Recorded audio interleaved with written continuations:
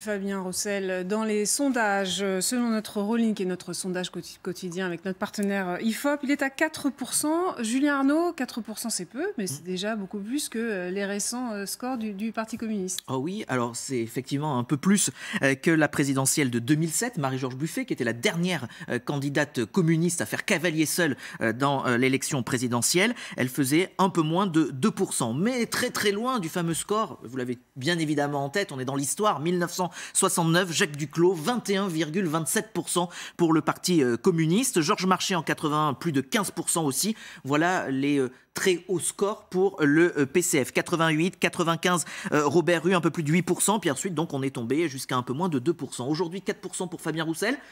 C'est le double d'Anne Hidalgo, donc il est devant la candidate socialiste. Quel est votre objectif à vous pour le Parti communiste? Alors on imagine bien les 5% parce que c'est le seuil pour être remboursé de sa campagne, mais au-delà, vous espérez, vous vous mettez à rêver de faire combien? D'abord, le sujet, c'est pas d'être remboursé, c'est pas un sujet financier. Ah, ça compte quand même. C'est pas un sujet financier pour nous, c'est d'abord un sujet de poids politique. Vous avez évoqué les années 69, 70 où le Parti communiste pesait 20%, bah, ça allait mieux.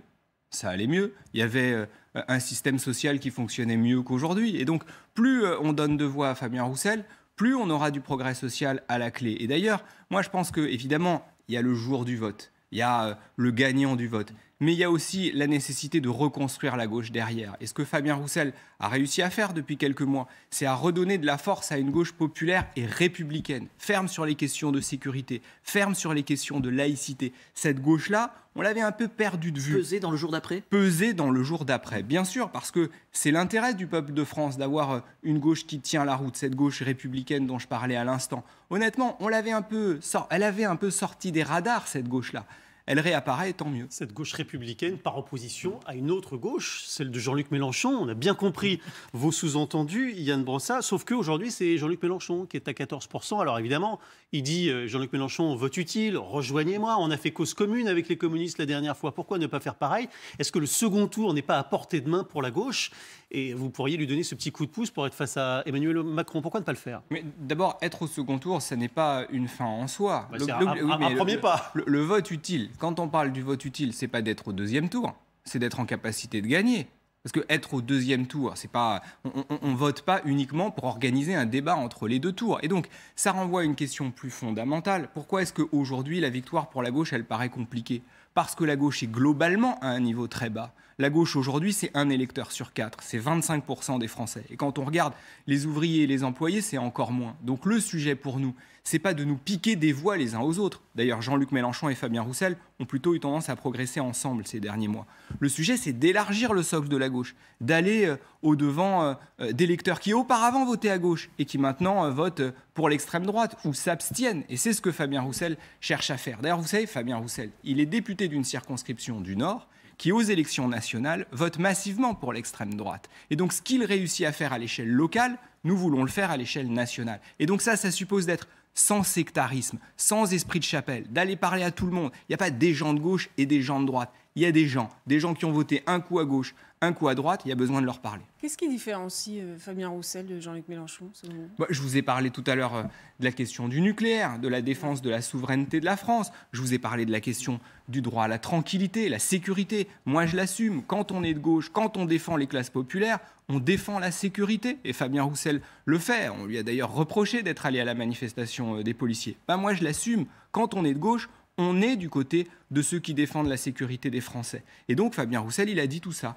Ça laisse entendre une petite musique qui, effectivement, est différente. Des gauches divergentes, mais pas irréconciliables? Non, pas irréconciliables, pas irréconciliables. On doit pouvoir discuter. Mais au premier tour, on a quand même le droit d'exprimer un certain nombre de différences. Sinon, il n'y a qu'un seul tour. Il se trouve qu'il y a 2 tours. Alors, il est quand même très très dur avec Jean-Luc Mélenchon, mais encore plus avec les écolos, voilà, les bobos, ils leur tapent dessus sans arrêt. Ça doit vous poser un petit problème, Yann Brossat, parce que vous gouvernez, entre guillemets, avec eux, à la mairie de Paris, au quotidien. Vous les, j'allais pas dire détester, mais vous avez le même jugement que votre patron Fabien Roussel sur les écolos, vous êtes moins dur. Ce que je dis, en tout cas, c'est que depuis quelques années, on a une gauche qui est devenue, culpabilisante, qui explique à ceux qui ont peu qu'ils doivent renoncer au peu qu'ils ont. Et quand on a beaucoup, on ne doit pas demander à ceux qui ont peu de renoncer au peu qu'ils ont, de renoncer à la voiture, de renoncer au pavillon parce que c'est polluant, de renoncer à la viande. Moi, j'assume. Moi, je veux une gauche qui soit une gauche populaire, une gauche qui parle aux classes populaires, pas une gauche qui est là pour vous expliquer comment vous devez vivre, mais une gauche qui vous permet de vivre mieux.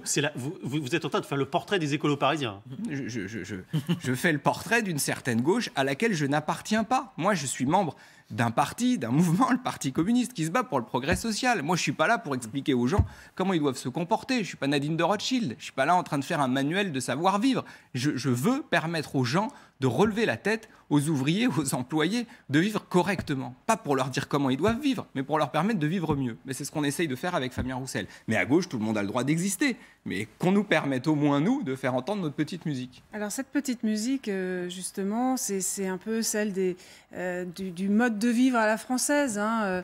D'ailleurs, ça lui a attiré des sympathies, mais je ne sais pas si c'était une stratégie de votre part. En tout cas, ça n'a pas tellement porté dans les sondages. D'abord, ça a un peu porté, parce que nous avons démarré cette campagne à 1%, et donc petit à petit, ça progresse. Mais moi, je suis convaincu de ça. On n'est pas là pour expliquer aux gens qu'ils doivent renoncer à leur mode de vie. On a le droit de vivre dans un pavillon, on a le droit de faire des barbecues, on a le droit d'avoir cette vie-là, cette vie à laquelle des millions de Français aspirent. Ils ont le droit d'avoir cette aspiration-là. Et on n'est pas obligé de leur expliquer en permanence que c'est pas bien. Surtout que dans le même temps, on permet à de grosses entreprises de polluer sans jamais les culpabiliser, elles. Alors, on entend votre discours qui est forcément un peu gêné aux entournures quand même sur les Verts. On a aperçu un article du Figaro, Julien Arnaud, sur la suite à la mairie de Paris. On rappelle, Yann Brossat, il est en charge du logement, c'est un adjoint d'Anne Hidalgo. Les couteaux seront de sortie après la présidentielle à la mairie de Paris. Surtout qu'on a vu que cette présidentielle s'était invitée dans les séances du Conseil de Paris, notamment Rachida Dati qui tirait à boulet rouge sur la maire de Paris candidate, qui rappelait ses scores dans les sondages, bien évidemment, ça faisait rire tout le Conseil de Paris, mais on va regarder de près l'après. Est-ce qu'à votre avis, Anne Hidalgo, de retour aux manettes, pourra mener un programme, une politique en toute sérénité, et avec vous, et avec toute la gauche rassemblée, où ça va être les couteaux tirés, et 2026 en ligne de mire? D'abord, est-ce que la majorité municipale sera rassemblée? Je pense que oui. Pour une raison assez simple, c'est que dans l'adversité, on se serre les coudes, c'est normal. Et donc la situation est compliquée à gauche.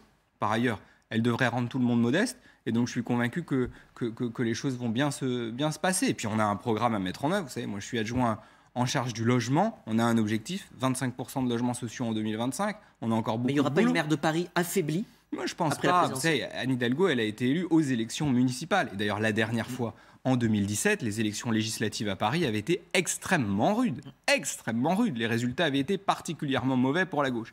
Ça ne nous a pas empêché de continuer à gérer cette ville jusqu'en 2020 et à être réélu à la dernière élection municipale. Et puis, vous savez, on a encore 4 ans.